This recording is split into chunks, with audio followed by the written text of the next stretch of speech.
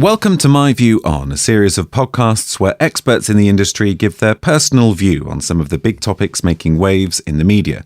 All of the views are the experts' own, providing a fresh look at key issues facing the financial industry. Now, should higher earners continue to make contributions if their pension fund is approaching the lifetime allowance? To discuss this, I'm joined by Nick Sleep, Strategic Account Manager at James Hay. Nick, welcome.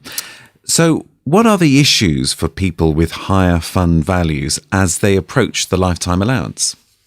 Well, it's a very confusing picture, having had the lifetime allowance reduced to £1 million last April, having reduced from 1.8 million in 2006. There's a lot of people out there who have funds that either exceed or are approaching the lifetime allowance, and I am constantly asked as to whether these individuals should take fixed protection and stop making contributions, or continue making contributions and ignore the fact that the lifetime allowance has reached £1 million. Now, it differs for each client, but in general, what we can do is just analyse where they are and what the best use of those options are. So what are those options? What can people do?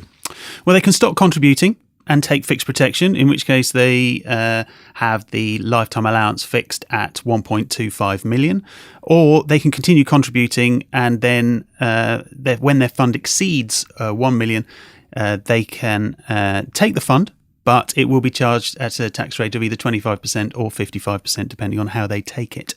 Now, the confusion is, do they stop or do they continue contributing, especially with employer contributions? Because if they don't receive them as employer contributions, they received less tax and national insurance. So the conundrum is, do you receive them in that way and make a personal contribution to ISAs, ignoring pensions, or do you continue receiving them into your pension fund from the employer? So we've actually done some quantitative analysis. Our technical services unit in Scotland have actually looked at 3 different scenarios and the difference between diverting these contributions, employer, employee, into an ISA, or continuing to contribute to the pension. And rather counterintuitively, it does seem to indicate that in the scenarios we've created, you are always better off making contributions into your pension.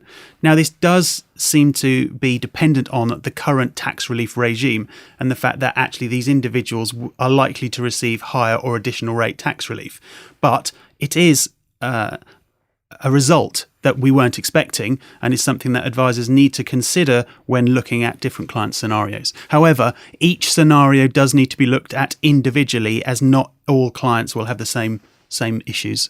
So there's a lot to digest here, Nick. Where can people go to find more information for more support? Well, that analysis, that quantitative analysis that I've just been speaking about, is available to you as a tech talk through our technical hub, which is available at www.jameshay.co.uk.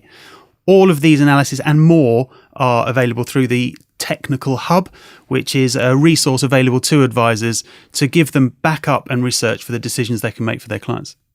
Okay, Nick, thank you very much indeed.